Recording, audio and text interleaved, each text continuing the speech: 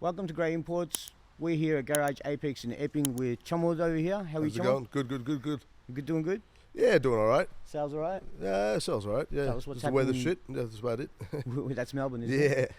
Yeah. What's happening in your neck of the woods? Nothing much. Just keeping up with all the changes. You know, all the different cars coming in, new models, prepping for new stock. Changes as in the new The system? laws and all the new models that we can bring in, man. Oh, yeah. All the new hybrids and It's- start to move out of doing people movers and move into all the new electric and hybrid cars that we could do.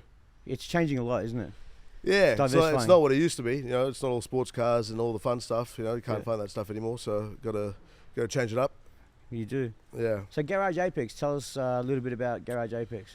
So my old man started. Well, it wasn't under Garage Apex, but my old man imported his first car back in '01. Yep. I would have been grade 1 prep. You know, one by one started importing cars. Yep. Garage Apex been around for about 15 years. We've started off with a workshop and just doing, selling cars and whatnot. Now we've expanded, doing multiple dealerships, towing, compliance, engineering, pretty much the whole shebang when it comes to importing. So going back to your dad, when did your dad start? Bought in his first car in '01. Yeah, 2001. 01. 2001, yeah. I would have been in grade 1 prep. So I've been around all this JDM stuff all my life. Wow. Yeah, long Amazing. time, man. How old are you now? 28. 28. So your old man started in 01. When did you get into it? 5 years ago. I worked on and off while I was going to uni. So how old are you now? 28. 28. So what about 23, 24? Yeah, 23, 24. Oh. Yeah. Did I ask you how old you were before? Yeah. It's called Alzheimer's. So how old are you? It's a better answer. So you've been doing 5 years? 5 years, yeah, full time 5 years, So yeah. how old were you when you started? Can you count? I was, oh shit, can I say fuck? You can say whatever the fuck you want. 15 when I sold my first car probably. I can tell you one thing, 14, you can't count. No, you started 5 years ago, you're 28, so you started about 23, right? Yeah, about... Cornered you into that Fucking hell, one. man. Anyway, keep going. He Um, loves it. yeah, probably about 15 when I started selling cars. And then was on the tools for a long time. That's and then pretty took early. over. Yeah. Tell us a bit about your old man. So, okay, he started in 01. How did he start? What did he do?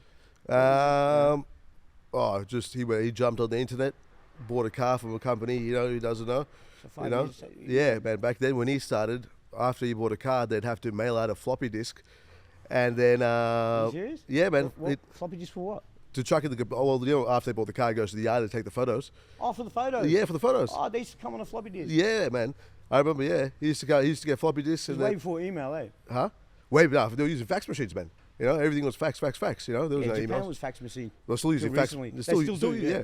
We bought it. Japan's That, pretty interesting in that sense. yeah, we bought a 35 GDR last week for a customer, and then all the negotiation stuff that goes through the auction house. You got a fax in your office. Yeah. It's they're such forward country and backwards at the same time.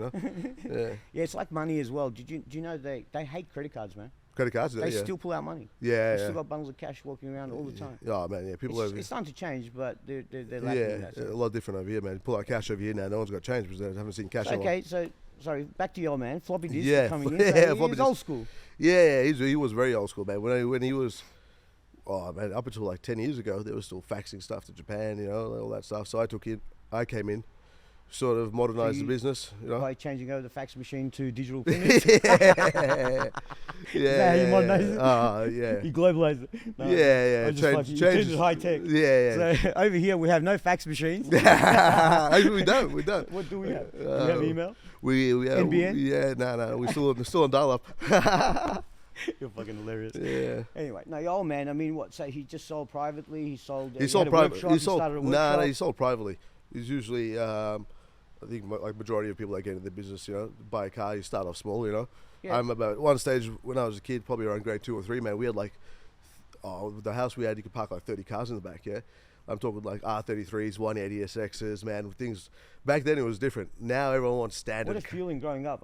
Yeah, it was sick, man. Around so many cars. I'd be in the back of the cars, just like, man. Dad would be screaming, "Hey, don't fuck up the synchros. Yeah, fucking, don't be careful what you're doing. Don't start the car once." And I was a kid. I love this shit, yeah. I think yeah, about man. my kids. I wonder if they feel the same way growing up. Oh yeah, man, it was sick. And back then it was different. Everyone wants standard cars now. Cars that haven't been modified. back then you couldn't get aftermarket parts from Japan. Hedge case. It was the simplest stuff. Like pod filters, intercoolers, gauges. All that sort of stuff. So, he picked cars that had Defi gauges on them, epexy front mounts, roller cages, bucket seats, it was all buy cars that were standard. A headache when he brought them for compliance. Yeah. Well, no one bought cars that were standard, man, because there was the internet wasn't advanced, and shipping stuff from Japan from America to Australia was super expensive, and there weren't services and stuff like that. So everyone wanted hella modified cars, they don't want to touch standard cars, Whereas now it's super boring selling cars because everyone wants, I don't want to stock. Yeah. Man, you look for like a JZX 100 or a Chaser front lip, man. An original front lip in Series 2 plastic is like $800, man, because people are just chasing those stock parts and everyone's like hoarding that stuff, and yeah, hard to find.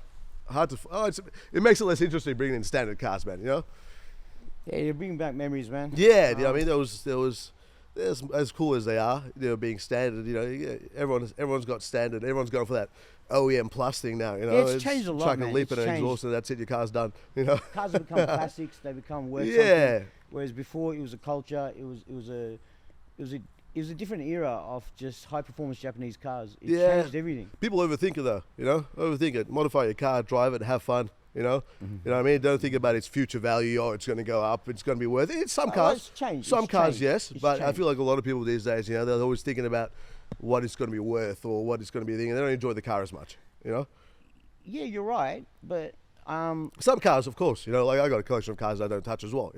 They're just standard. They're just there, just sitting there because I like them how it is. Yeah. But it also depends how you do the mods. Yeah, it depends what you're into as well. Yeah. You can still be into Jap cars. There's plenty of ones that you could do up now. Yeah, They just changed a bit. Yeah, You got to upgrade your tech department. We're going full electric and hybrid now. Yeah. It's the way to go. So not to mention you can't find all the sports cars anymore, man, in good quality. Everything's been drifted, raced, or been in big major accidents. There's you're talking about the old school stuff again. Old school stuff again. You know what I mean? So it's hard for us to bring in like high quality cars because there's people all around the world that want to get those cars and they're super expensive. Oh, you're absolutely right. I know a dealership recently, they brought in a 180 and it was a nice clean 180. Yeah. But how clean can you get a 180 SX? You're talking early 90s, right? Yeah, 100%, man. So it's had a bit of damage. It's been an accident. Yeah. Interior's still clean and that. Well, you got to be open to that stuff, man. When you're 100%. buying a 30, 40-year-old, JDM car. That's right. You know what I mean? As long as you get the car checked out and everything's, So they had a buyer, right? Yeah. And then the buyer looked at the auction sheet and, oh, no, I don't want to touch it anymore. And I'm like, well, why didn't you give the guys, the car's here. So why didn't the guy just come in, have a look around the hoist? The auction sheet means nothing when the car's in front of you. Oh, yeah. The auction sheet's meant to be a guide to buy a car unseen. Yeah. But if the car's in front of you, right, I don't understand what the big hype is about this auction sheet, right? Yeah. Because in front of you, YouTube guys, man. throw out the YouTube auction guys. sheet, you look at it yourself, put on the hoist, Yeah. right, go through the rails, go through the rust, go through whatever you want, right? The auction Well, sheet becomes irrelevant. Well, Am I right or wrong? once a car comes into the country, you should just get it independently inspected. That's what I mean. And Or yourself. then What does you know auction I mean? sheet mean? Because I've seen cars that come out of Japan, man, that are auction grade full that still have been in accidents, and I found cars that are R grade which we purchased, And they're perfect. and I couldn't even find out if I didn't have an auction sheet to say where the XX was. Yeah. And even then, when it told me what has been replaced, I couldn't even tell that it's been replaced, man. It's been what repaired that well. That's right. But what I'm saying though is the auction sheet is required for people that are buying cars Of from course, Japan yeah. as a guide. Yeah. Right. But the It has- buyer's look- here, the retail buyer's here in Australia. If the car's here, I don't understand what's the big deal about the auction sheet. I get it to give you a basis of what condition it was. Yes, that's right. But it can't be the basis of you buying the car or not because get it checked here. Yeah, look, it adds to the pedigree of the car. You know what I mean? If you're looking at if you look at a 34 GTR or something, if you can find if you find one that's It been adds accident, value to it does. But When then you're talking about a 40-year-old car, yeah, but then it's you got to hard to buy get. that car for a cheaper price based on the based on its history. You know what I mean? And right. if you find a happy medium of a price where based on its history, who cares? If it's been repaired well. Yeah. Man, we get in our workshop, we get cars that are brand new that come in that someone love tapped the front bar or something, and the front bar's been replaced or quarters have to be getting replaced because they tapped it at a shopping centre. Does that make it an R grade car? It's because a quarter being replaced. It's a small thing. The cars get in accidents all the time. But yeah, it's all about getting cars independently inspected, as long as they're clean. you know. And go back to your dad with Garage Apex. So when did he actually start Garage Apex? When did it officially start? Officially 2011-ish. Yeah. 2011. And it was a workshop for a while. Workshop, yeah, always sold cars. And mods, performance mods. Yeah, we did a lot of performance stuff back in the day. We got out of it about 7-8 years ago. It got a bit. It's always hard doing performance So stuff. 2010 to 2015, you were doing performance Yeah, stuff. yeah. 2015 or so, you started shifting away. Yeah, we just did normal, regular servicing and looking after the cars that we previously sold. Yeah. And yeah, just maintaining stuff. And we only served our existing customers. Like we don't really do any marketing or advertising. So it's just word of mouth. We've always been word of mouth. You know, I think just Adds value to your business. Goodwill. well, we get People come back for a reason, right? That's right. You know, like majority of our business for the last, you know, even 15, 20 years that my dad sold cars, it's all been word of mouth. You know, someone tells someone, hey man, I bought a good car. Someone, you know, they're going to come back and buy another car, you know, and you get good quality people that buy cars because they already have that trust when they come into the business, you know, because their mates and the other mates have bought a car, and it makes the process a lot easier because that trust gap is already built, you know. And Google reviews helps a lot now. Yeah, of course. Yeah, it's like these days. Similar thing. Yeah, of course. Yeah. Okay. Yeah, but we're going to ramp up marketing and all that stuff now. We've got 120 cars. Probably about 80 in Melbourne at the moment, you know, but always 20, 30 cars in transit, you know. That's a lot of cars in stock. It's a lot of cars in stock, you know, so we're ready to ramp stuff up. I guess some issues these days with, you know, interest rates and whatnot, so, you know. So when did you become retail? So you were workshop performance center? Retail for about off in 2015. Then we did compliance heavily for about the last 7-8 years, right? And then compliance and engineering stuff quite heavily. 25-year-old rule cars, you know. But retail and selling cars, we've done more heavily in the last 4 to 5 years. 4 years, yeah. And how's that going? It's going all right. So you got a full proper LMCT? Yeah, of course. Yeah. And what do you offer with every car sold? Like, what makes you different than anyone else? Tell me. What makes us different than, well, firstly, I'd say the first thing is majority of, all our staff, all our, You better be careful because I'm going to go through them. Yeah, no, all our stuff, sorry. We don't just sell cars, we know cars. You know what I mean? I'm an engineer, I've been on the tools. That's a slogan. We don't just sell cars, we know cars. Yeah, well, I'm an engineer. I've been on the tools for 4 or 5 years. I'm a certified mechanic. Yeah. I got 3-4 mechanics that work at the workshop. All our cars, they're not just like other dealers where they just bring something and they sell it. We actually know what we're looking at, you know, like inside and out. All our cars go through our own workshop and they make sure that it's up to a standard to which maintenance-wise and servicing-wise and, you know, reliability-wise for us to sell over here, you know? Yeah. Because especially when you're selling these old cars, it's like, especially the old JDM stuff, man, it's some of these like stuff like Crowns, they've been babied their entire life, you know, and they come over here and the same night someone takes it out of here, man, they'll be doing burnouts, you know, down the street or something, you know. So we're going to make sure that, you know, things are checked over, things are done properly so the cars last, you know. Oh, yeah. Do you know what I mean? There's been instances where, you know, like I've had guys where I've sold it's funny. This happened plenty of times. They'd be like, "Oh, it's always like." You sure it's a story to share? Huh? Oh yeah, man. It's always stuff. It's always 1J related stuff. Everyone that buys 1Js, stuff with 1Js, goes and does dumb shit the same night. Yeah. And then what do you tell them? You should have bought a 2J. Well, no. It's usually the most common thing is like 2-3 weeks later, someone comes back. Oh, I blew a turbo or something. Yeah. I wonder why. Which is like. All right, here's this car that was driving fine for like 20 years, and then we've been driving fine. The turbo's been boosted to 2 bar or 20 PSI. It's like, dude, 12 PSI standard, what the fuck are you doing? Yeah, I'm like, one guy, I remember, he was like, oh, you know, I've just been driving the car normal, babying and did nothing wrong. Anyway, I'm like, all right, no worries, man. I sold the car to you 2 weeks ago, I'll change the turbo. It's not an issue, don't stress. Yeah, drop the car off. He dropped the car off and we're working on it. And then someone else happened to walk into the workshop and they're like, oh man, I saw that car last weekend. Yeah. And then I'm like, oh, what do you mean? Yeah, he's like, oh man, I saw it down in Prinny. And then he was showing me a video. Prinny is Princess Highway, by the way. Yeah, I've been doing burnouts and all this dumb shit, man. And I'm like, dude, forward me the video. Yeah. forward to the customer. And I'm like, oh man, come on, dude. Don't lie to me and say you've been babying the car, you know. Still looked after him, you know. But it is what it is, you know. So you came into it 5 or 8 years ago, whatever it was. So you are the main man now. You are the face of Garage Apex, or is your old man still involved? Or yeah, he's semi-retired. He's around all the time though. He's here every day, but he's just there for just assisting day-to-day activities. So it's you're the man. Yeah, behind the scenes, yeah. You drive this place. Yeah, yeah. Well, I got a good team that ride. You know, I got teams that run their own department, but essentially, yeah. And how many people you got working for you? How many staff members? What's Uh, the team like? we got about 10 staff. We got three, We'll four. introduce a few of them. Later Yeah, on the there. few of we got a couple warehouses in Epping itself, so Yeah. everything's a bit spread out. But in our workshop, we got 3, 4 boys over there, servicing, maintaining, look after cars. We got So detailer. what do you have? You've got a workshop around the corner. You've got retail side here in Epping. You've got a retail side in Bayswater with a workshop up there with the backup as well, Yep. right? So We do a bit of fabrication, you know, all that sort of stuff as well. so you're pretty spread out. Yeah, and then Bayswater as well, sales. Yeah. Yeah, and then we got do our towing and whatnot as well. All right. There's a Yeah. bit of history, even though it was mumble jumble. But hey, so with the cars, so what's fresh now? What's the hype? What's the Fresh? fad? What's the hype? Oh, there's a lot of change up. I think right now we are focusing on just hybrid cars, just building awareness to the people about what sort of cars are out there as opposed to buying Aussie cars. You know, because if you look at besides your Camry, your RAV4, and your what else is there? Your other really hybrid cars that are available here. There's a lot more in the market over there that are bang for buck. You know. Yeah. Like you look at the Honda Odyssey, for example, that you get over here. It's a great car. Dude, Yeah. you get the one over here is base grade. It's quite, it's still got fabric seats. And It's very popular already. Yeah, but now we got, the hybrid ones coming in from Japan. Is that the hype though? What's the hype? What's coming in the most right now? What's hot? coming in?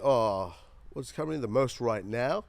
I'm actually trying to buy a lot of sports cars still, man. I like the people movers and the hybrid stuff. I got it's like a 30 split, 30% sports cars, 30% hybrids, 30% people movers. So what's your best seller? People movers. People movers. Yeah, man. Once you have over 3 kids, or if you want to go So somewhere. you some more 7-seaters, 8-seaters, 7-seaters people and movers, 8-seaters, yeah. Hiaces, People movers. Elgrans, Esteemas, Taragas. Yeah, Elgrans, Alphards, Velfires, we're getting a lot of hype on our newer Alphards and Velfires, the real top line ones. We get a few orders for those. People want luxury, in a van. People don't want to.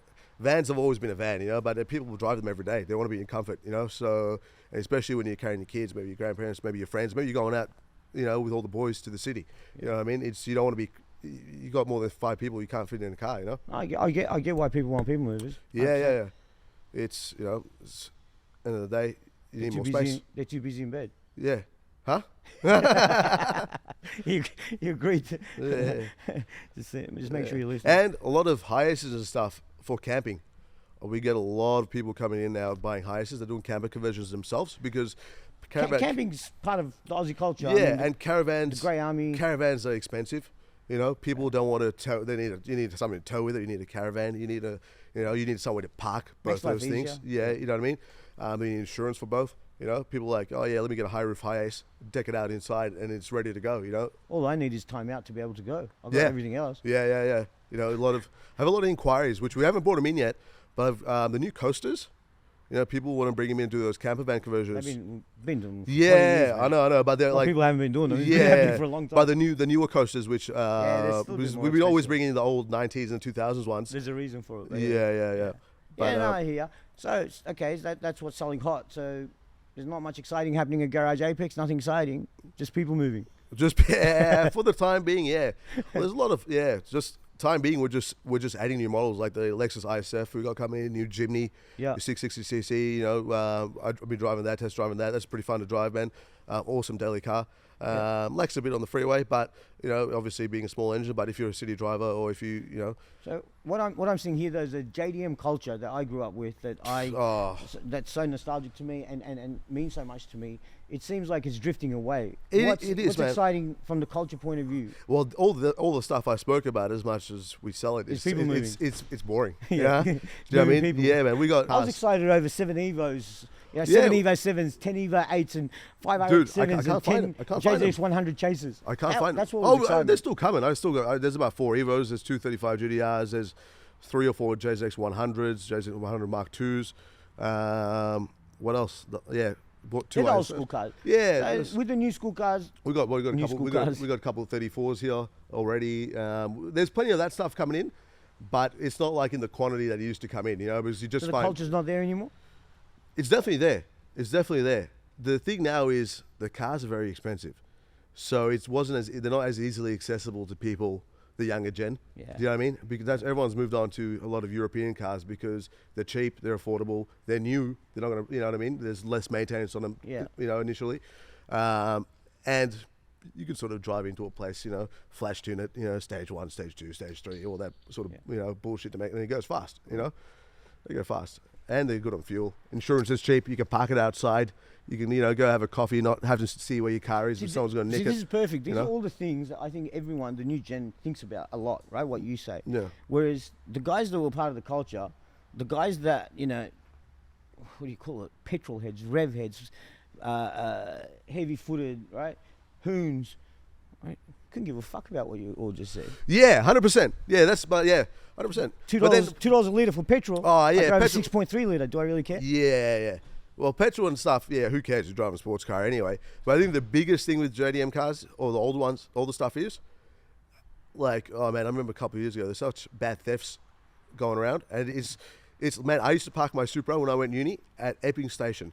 Epping Station, it would be there from 7 o'clock in the morning till 6 o'clock in the afternoon, yeah, and it was always there when I came back, man. It wasn't like that. Wouldn't have been there if it was embroidered. But anyway. Yeah, well, that or it would have been changing. Any station nowadays, man. You can't leave a Supra there, yeah. huh? You know what I mean? I used to sometimes I'd leave it there for like 2 days, man. Yeah, if I driverless cars, we don't need to worry anymore, man. So that's the biggest. I reckon that's the biggest driving factor why there's people want one car, or they live in the city, can't have 2 car parks or whatever it is, whatever reason, Yeah, I think the hype's changing, but yeah, it is. Look, but it's still there. It's stronger as ever, man. I mean, I've been to a couple of car meets, in the 35 over the last couple of weeks, man. It's good to see. I went up to Prinny, the first time in a long time. I saw you before. I went out that day. Yeah, that's right. Yeah, in the R35 GDR. Yeah, man. Did you get out any trouble or not? Nah, I've actually met up with a lot of other people that had 35 GDRs.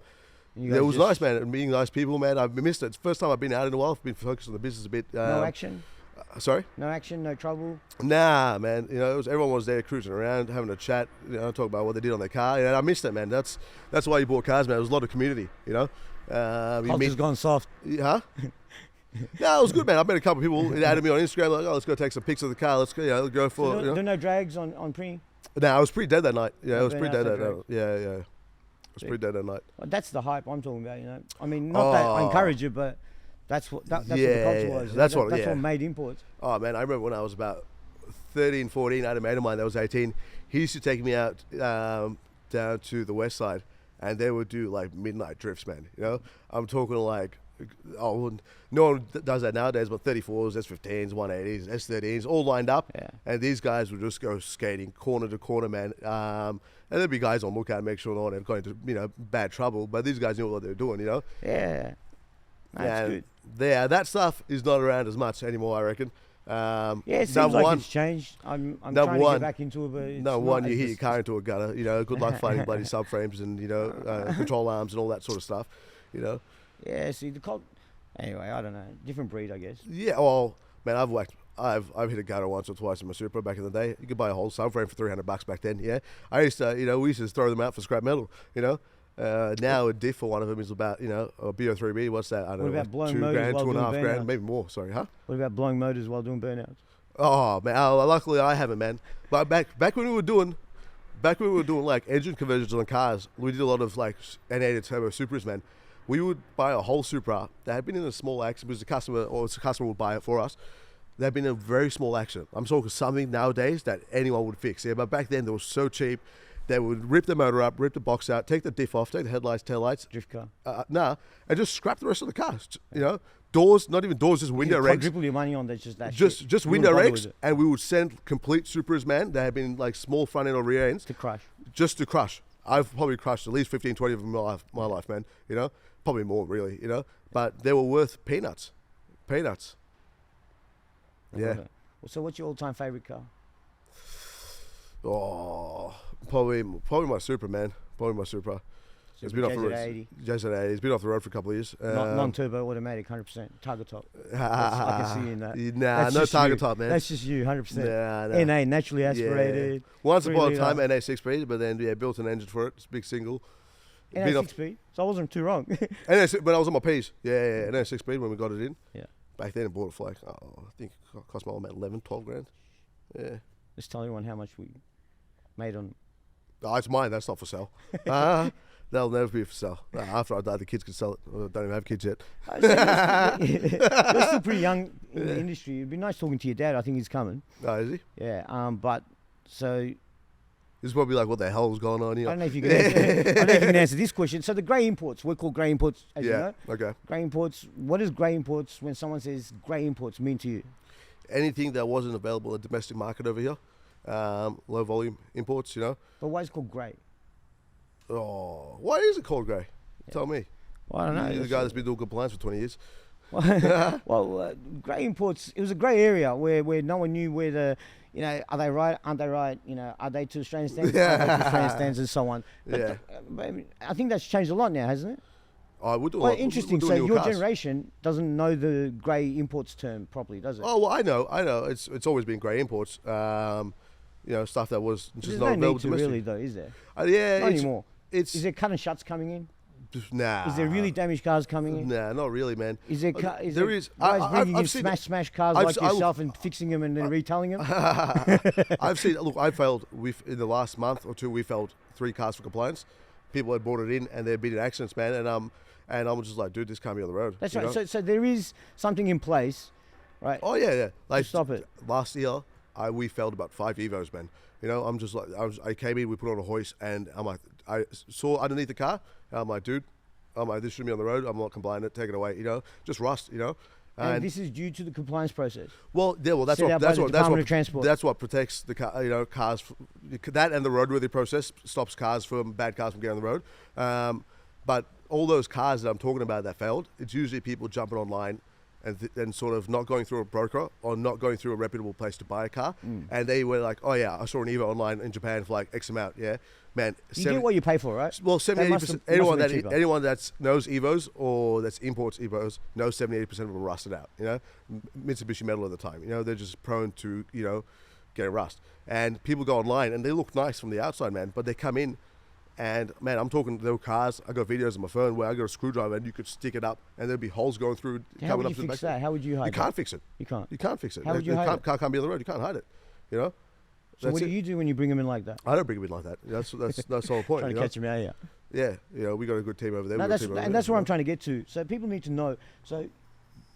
Well, that's the thing. Is that old school? Is that still around? Do people bring in damaged cars, fix them up? Really, do people need to worry about if the cars have been in major accidents? Dude, no business these days is going to bother bringing in cars like that, because end of the day, your reputation, reviews, all that sort of stuff, you know, everything's... But there's more money in it, right?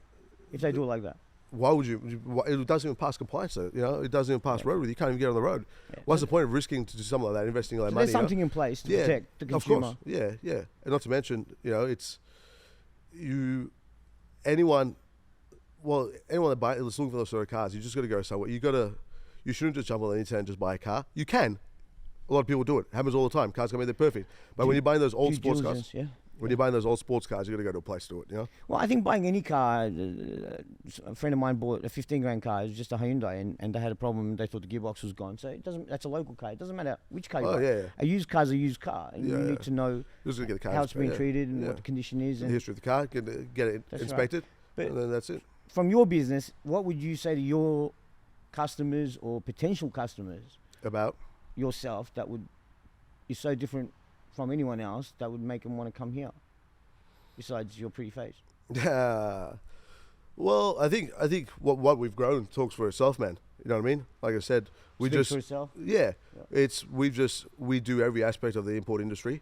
Which is again servicing, parts, warranty, finance, even towing. You know, we got. So I break down in the middle of somewhere, you can tow it. All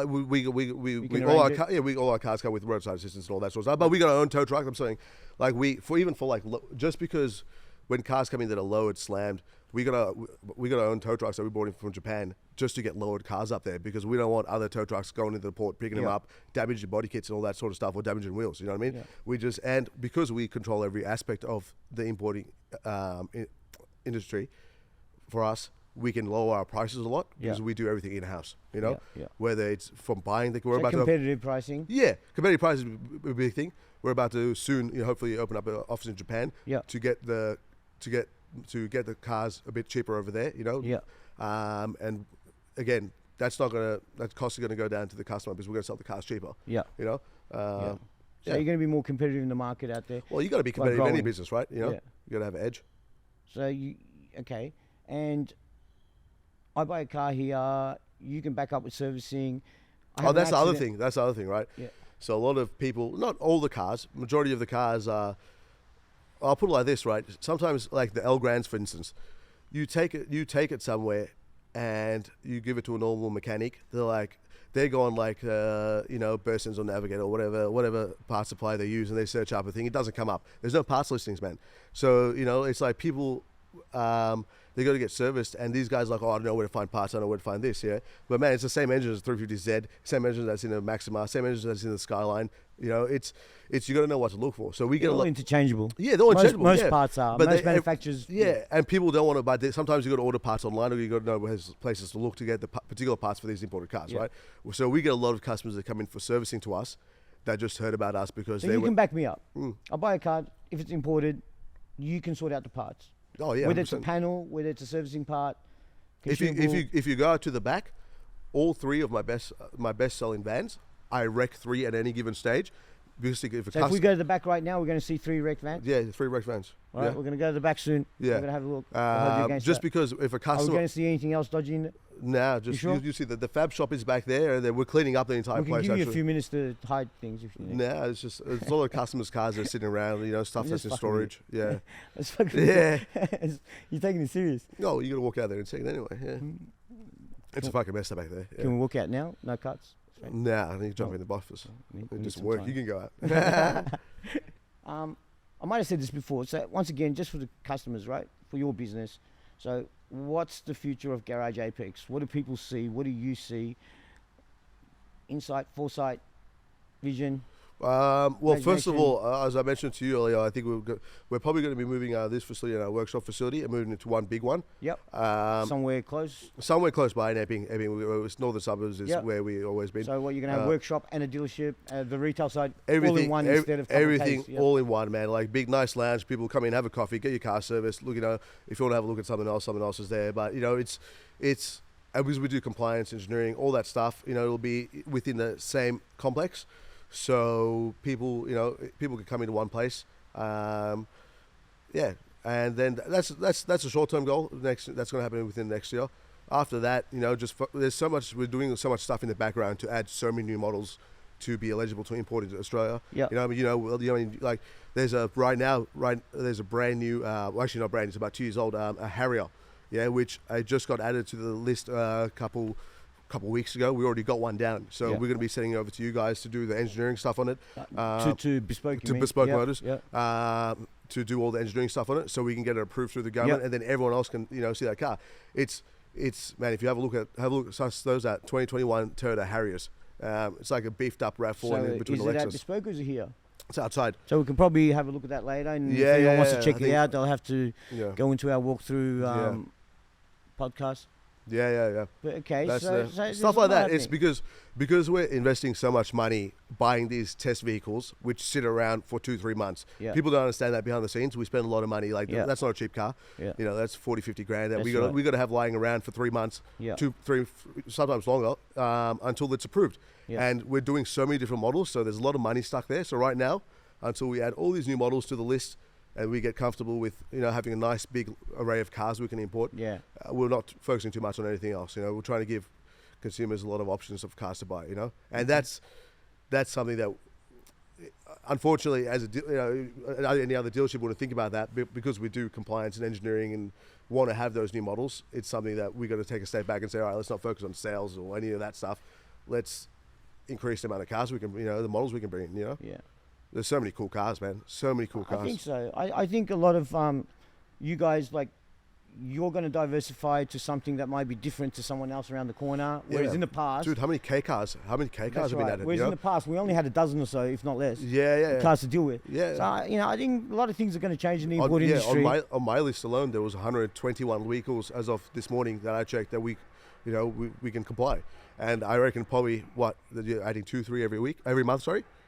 Two models every month, maybe? I know there was 5 approved for bespoke yesterday. Yeah. 5 in one day. Let's even it out at 2-3 a month or something, how many, that's a lot of models every year. So there'll be at least 1 to 2 a week. yeah, easily, yeah.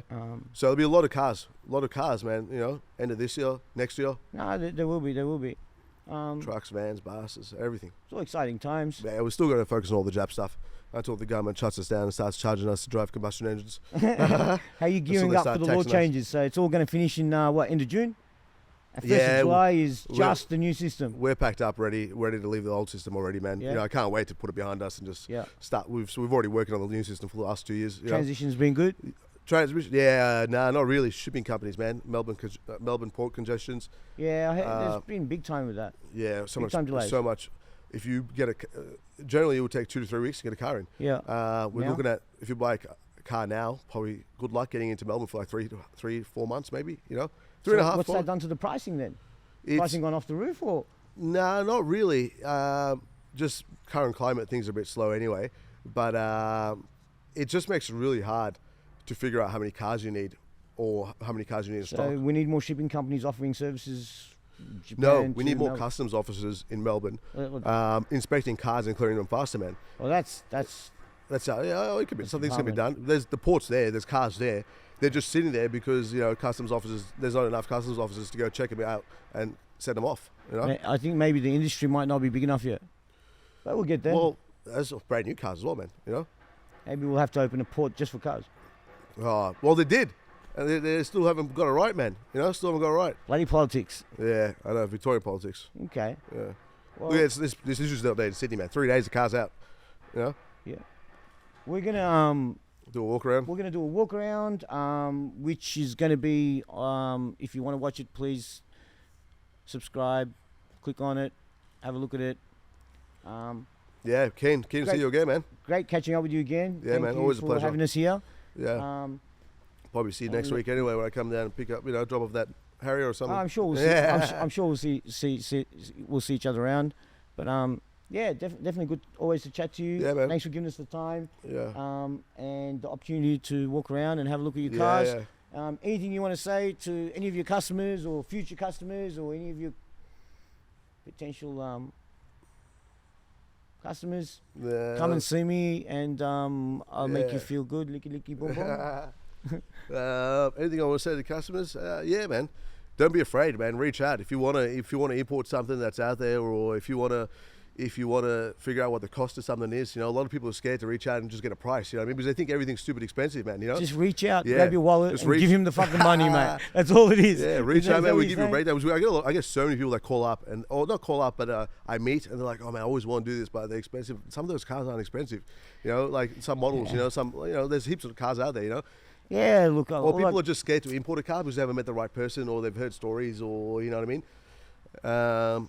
Yeah, just gotta find the right people. To Look, work the only with, thing I can say to that is the value of $1 to you is not what it might be to someone else. Yeah, So, yeah. whether it's They look.